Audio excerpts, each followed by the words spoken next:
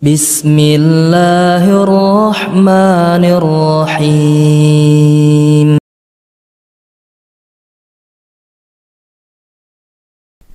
Salah satu akibat, atau saya akan sebutkan akibat-akibat buruk dari orang-orang makan harta haram. Akibat-akibat buruk dari orang-orang makan harta haram, sebagaimana yang judul kita sekarang, rezeki dan keberkahannya. Maka akibat buruk dari makan harta haram yang pertama kali adalah memusnahkan keberkahan harta. Memusnahkan keberkahan harta, sebagaimana firman Allah tadi dalam surah Al-Baqarah, yamhaqullahu riba, Allah subhanahu wa ta'ala akan menghancurkan harta riba. Perhatikan komentar dari Imam Ibnu Katsir dalam kitabnya Tafsirul Qur'anil Azim. Beliau mengatakan, yukhbirullahu ta'ala annahu yamhaqur riba ay yudhibuhu imma bi an yudhibuhu bil kulliyah min yadi sahibihi aw yahrimahu barakata malihi fala yantafi'u biha bal yu'adzibuhu biha fid dunya wa yu'aqibu alaihi yaumal qiyamah. Subhanallah, mengerikan. Komentar beliau yang sangat luar biasa. Beliau mengatakan, Allah memberitahukan dalam ayat ini, surah Al-Baqarah ayat 276, bahwa Allah menghancurkan riba. Apa maksud menghancurkan? Menghilangkan riba tersebut. Maksudnya adalah menghilangkan harta dari pemiliknya secara maksimal. Seluruh harta dia habis ludes gara-gara riba. Atau kata Imam Ibnu Katsir, atau mengharamkan berkah pada harta tersebut yang akhirnya dia tidak bisa mengambil manfaat dari harta tersebut. Bahkan kata Imam Ibnu Katsir, dia akan disiksa di dunia dan disiksa di akhirat. Ini para ikhwah yang dirahmati oleh Allah Subhanahu wa taala.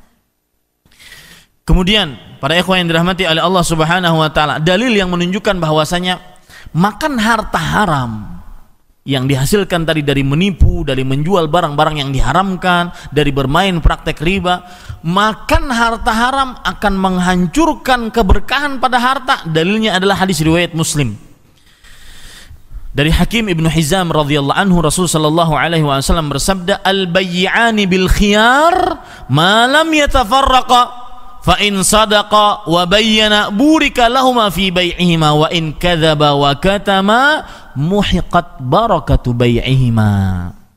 Saya ambil langsung inti dari hadis tersebut dalam permasalahan kita. Kata Rasul sallallahu alaihi wasallam, dua penjual dan pembeli jika mereka jujur dan menjelaskan apa adanya atas barang yang mereka perjualbelikan, maka akan diberkahi dalam jual beli mereka. Tetapi jika baik penjual atau pembeli berdusta dan menyembunyikan aib, maka muhiqat barakatu bai'ihima, akan dihancurkan berkah jual beli mereka. Ini dalil yang sangat jelas bahwasanya menipu menghancurkan keberkahan harta. Saya jadi ingin membahas tentang tipuan ini, Pak. Orang yang nipu, apa yang paling jelas, Pak, di tengah-tengah kita penipuan dalam jual beli? Apa misalnya? Menipu daging. Jual daging dioplos atau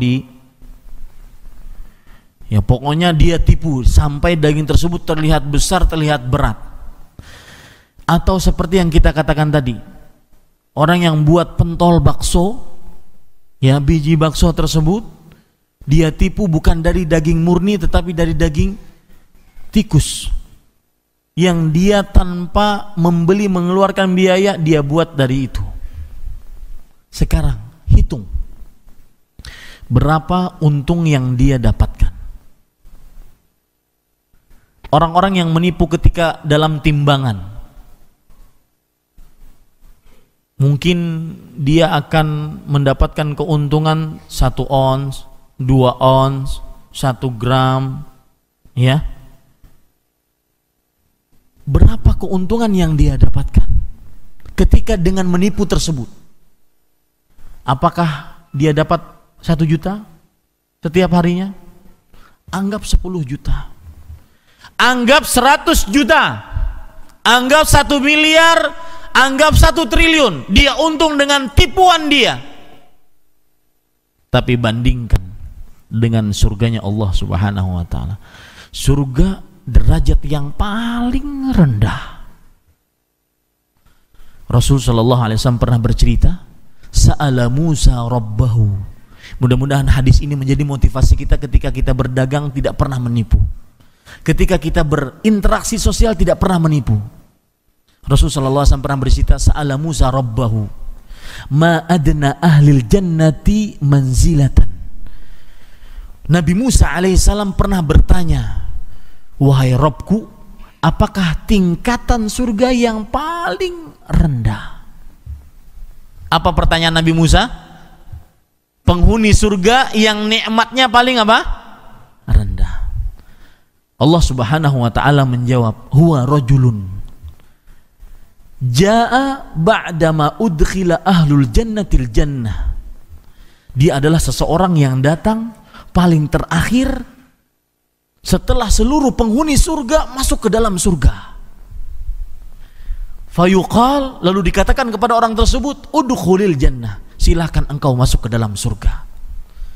Masuklah di dalam surga. Kemudian dia melihat, dikhayalkan kepada dia surga penuh. Kembali dia kepada Allah. Ya Rabbi kaif? Waqad akhadhan nasu manazilahum wa akhadhu akhadhatim. Wahai Allah, wahai Rabbku, bagaimana aku bisa masuk surga? Orang sudah ngapling tempatnya masing-masing, surga penuh. Dalam khayalan siapa? Orang tersebut. Kata Allah Subhanahu wa ta'ala, kalau begitu saya punya penawaran. Apa penawaran Allah? Atardha an yakuna laka mulk min maliki mulukid dunia. Apakah engkau ridha, rela memiliki kekayaan seperti kekayaan satu dari raja-raja dunia? Dia pernah hidup di dunia. Dia pernah tahu bagaimana kaya rayanya sang raja. Maka seketika itu pula orang ini mengatakan, raditu rabbi, aku mau wahai Rabbku, aku ridha.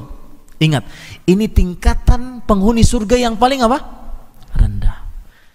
Penawaran pertama kali oleh Allah Subhanahu wa ta'ala adalah dia memiliki kekayaan seluas kekayaan satu raja dari raja-raja dunia. Kaya enggak, Pak? Lihat tuh Raja Abdullah, bagaimana kayanya. Lihat raja atau Sultan Bulqiyah, bagaimana kayanya. Kaya luar biasa. Ini tingkatan surga yang paling rendah, belum selesai.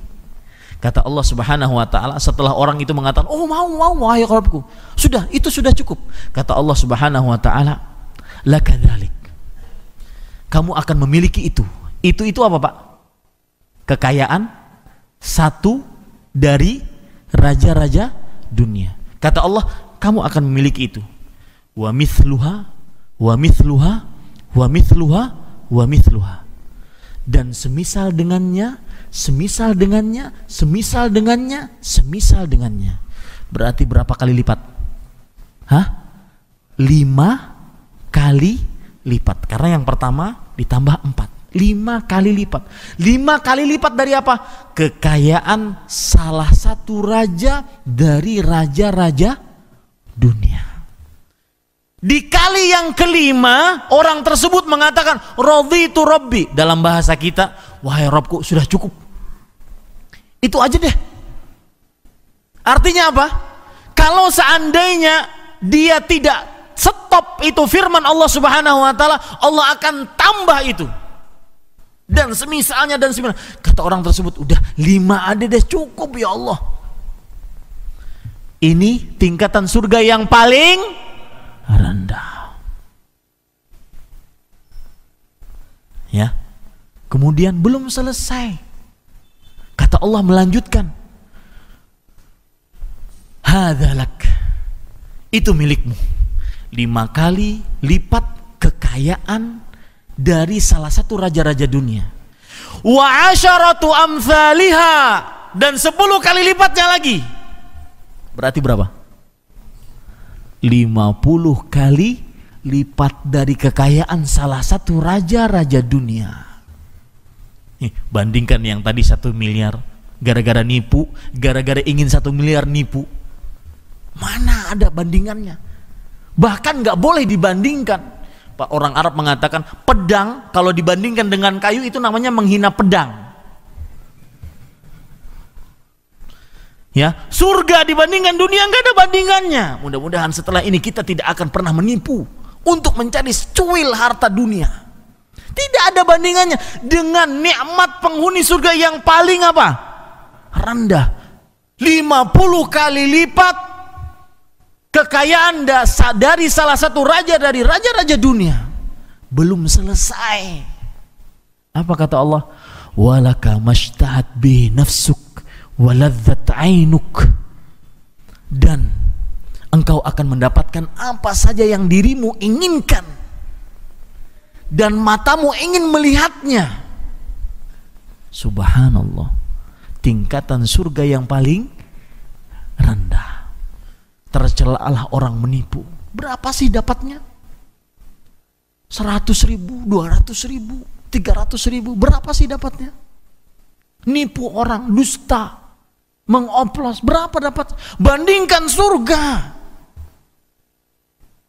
Nah, ini Bapak Ibu saudara-saudari yang dimuliakan oleh Allah Subhanahu wa taala. Kemudian pengaruh buruk dari makan harta haram ini luar biasa, tidak dikabulkannya doa. Rasul sallallahu alaihi wasallam pernah bersabda dalam hadis riwayat Imam Muslim dari Abu Hurairah radhiyallahu anhu, ayyuhan nas innallaha thayyibun la yaqbalu illa thayyiba. Wahai manusia, sesungguhnya Allah itu maha baik dan tidak menerima kecuali dari yang baik. Salah satu faedah dari hadis ini, khusus masalah zakat dan sedekah tidak diterima oleh Allah kecuali dari harta yang halal. Ya, khusus masalah zakat dan sedekah, para ulama sepakat tidak akan diterima kecuali dari harta yang halal berdasarkan hadis ini. Kemudian di akhir hadis, saya potong hadisnya karena waktu, di akhir hadis Rasulullah sallallahu alaihi wasallam menyebutkan, "Tsumma dzakara ar-rajulu yutilu safar, asy'atha akbar, yamuddu yadayhi ila as-sama, yaqulu ya rabbi ya rabbi." Rasulullah sallallahu alaihi wasallam kemudian menyebutkan seseorang yang perjalanannya begitu panjang dan doa orang yang musafir makbul. Dalam keadaan lesuh penuh dengan debu, mengangkat kedua tangan, dan adab ketika berdoa adalah mengangkat kedua tangan. Dia mengatakan wahai Rabbku, dan adab yang sangat diharapkan pengabulan doa adalah mengucapkan Allah Subhanahu wa taala ketika di dalam berdoa, meminta hanya kepada Allah. Tapi apa kata Allah Subhanahu wa taala? Kata Rasul sallallahu alaihi wasallam, wa mat'amuhu haram wa mashrabuhu haram wa malbasuhu haram wa ghudhiya bil haram fa anna yustajabu lah. Tetapi makanannya haram, minumannya haram, ya, dan diberikan dari makanan yang haram, maka bagaimana akan dikabulkan doanya? Ini salah satu yang menjadi pengaruh buruk dari makan harta haram. Kemudian Bapak Ibu saudara-saudari yang dimuliakan oleh Allah Subhanahu wa taala, pengaruh buruk dari makan harta haram, terlaknat di dunia. Terlaknat di dunia. Dan ini kembali kepada apa saja yang menghancurkan keberkahan pada harta. Contoh orang yang makan harta riba. Ya, saya ingatkan dari hati saya. Dari seorang yang mencintai Bapak, saya tidak menginginkan apa-apa, terutama para pemirsa yang berada di rumah mungkin, pemirsa Raja TV, yang masih melakukan praktek rentenir, mengutangi orang, kemudian mengambil keuntungan dari hutang tersebut. Perhatikan baik-baik nasihat dari seorang yang menginginkan kebaikan untuk Anda. Saya tidak mengharapkan apa-apa, saya tidak mengharapkan uang dari Bapak, hadiah dari Bapak. Saya hanya ingin Bapak selamat dunia akhirat, ingin ibu selamat dunia akhirat, hentikan praktek menghutangi dengan riba. Karena riba lebih bejat dibandingkan judi.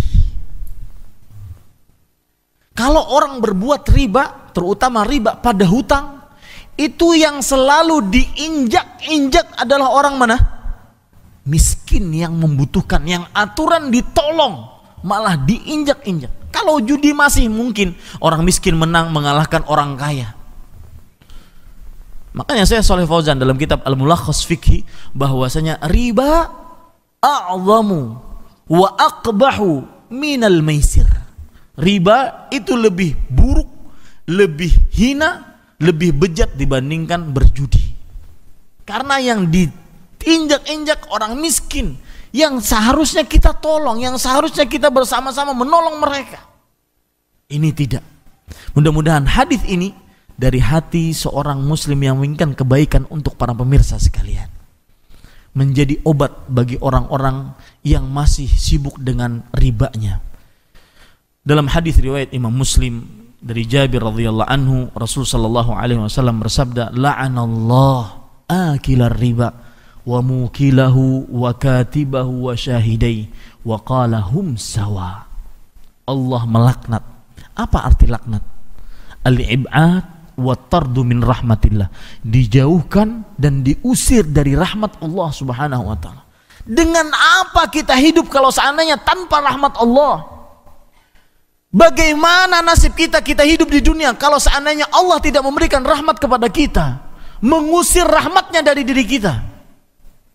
Allah melaknat pemakan harta riba, pemberi makan harta riba. Siapa yang memberi makan harta riba? Yang berhutang. Karena dengan adanya yang berhutang, adanya riba. Kemudian melaknat penulisnya dan melaknat kedua saksinya. Di akhir hadis Rasul sallallahu alaihi wasallam mengatakan wa qala hum sawa. Rasul sallallahu alaihi wasallam bersabda, mereka sama. Maksudnya fil wizri wal ithmi, di dalam dosa dan maksiat sama seluruhnya, terlaknat oleh Allah Subhanahu wa taala. Terakhir, Bapak Ibu saudara-saudari yang dimuliakan oleh Allah Subhanahu wa taala, contoh nyata takutnya para salafus saleh. Kita ini kan orang-orang salaf yang senantiasa mencontoh para salaf, para sahabat, para tabi'in, para tabi'ut tabi'in dalam gaya kehidupan mereka. Contoh real, nyata, takutnya para salaf memakan harta haram. Kenapa mereka takut? Karena mereka tahu bahwasanya dengan makan harta haram, berkah harta akan hapus, akan hancur, akan hangus. Lihat Sayyidu Salafus Saleh, yaitu Rasulullah sallallahu alaihi wasallam, pemimpin para salafus saleh, Rasulullah sallallahu alaihi wasallam. Perhatikan. Dalam hadis riwayat Bukhari dari Abu Hurairah radhiyallahu anhu, Nabi Muhammad sallallahu alaihi wasallam bersabda, "Inni la anqalibu ila ahli fa ajidu thamarata saqiqatan ala firashi fa arfa'uha ili akulaha thumma akhsha an takuna sadaqah fa ulqiha." Kata Rasulullah SAW, aku pergi ke rumah istri-istriku, aku dapati ada sebuah pohon, ada sebuah biji buah kurma jatuh dari atas kasurku. Aku lihat kurma kok ada jatuh di bawah kasurku. Aku ambil, ingin memakannya. Kemudian kata beliau, tapi aku takut jangan-jangan ini kurma dari harta zakat dan sedekah. Dan kita ketahui Nabi dan keluarganya Ahlul Bait tidak memakan harta zakat dan sedekah. Kata Rasul, aku takut itu sebagai harta sedekah. Akhirnya tidak jadi, beliau letakkan kembali pada tempatnya. Subhanallah. Rasulullah SAW sangat hati-hati apa yang dimakan, apa yang diminum. Kita harus contoh ini. Contoh yang lain, Khalifatul Rasulillah SAW. Siapa beliau? Abu Bakar As-Siddiq radhiyallahu anhu. Beliau bercerita, Abu Bakar As-Siddiq meninggal pada tahun 13 Hijriah. Beliau bercerita bahwa saya pernah memiliki seorang budak. Budak tersebut di masa jahiliyah senantiasa suka meramal atau bermain dukun, jadi tukang ramal, atau senantiasa melakukan praktek sihir, mengobati orang ataupun melakukan sihir terhadap orang lain, yang dengannya dia dapat penghasilan. Dan orang-orang Arab jahiliyah, salah satu penghasilan mereka yaitu pekerjaan tetap mereka diantaranya ngutangin orang dengan riba, kemudian bermain sihir. Nah, budak ini setelah dia masuk Islam menjadi budaknya Abu Bakar As-Siddiq. Setiap hari budak ini membawakan makanan untuk Abu Bakar As-Siddiq. Abu Bakar As-Siddiq memakannya setiap hari seperti itu.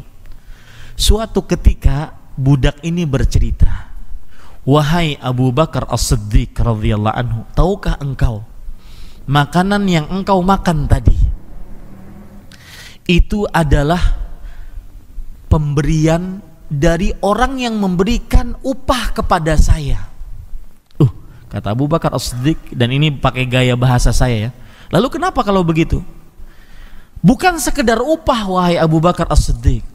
Saya dulu di masa jahiliyah suka meramal, suka main dukun dan sihir. Maka saya dengan main dukun dan sihir tersebut mendapatkan upah. Dan yang kamu makan tadi adalah upah dari pekerjaan saya dulu. Saya ketemu pasien saya, dia ngasih upah kepada saya, dan saya belikan dengan upah tersebut makanan, dan makanan itulah yang kamu makan. Berarti dari harta apa? Yang haram. Abu Bakar As-Siddiq, bagaimana respon beliau ketika mendengar itu? Langsung beliau masukkan tangan beliau ke dalam mulut beliau sampai memuntahkan semua yang beliau makan. Saking takutnya makan dari harta yang haram. Itulah gambaran para salafus saleh kita.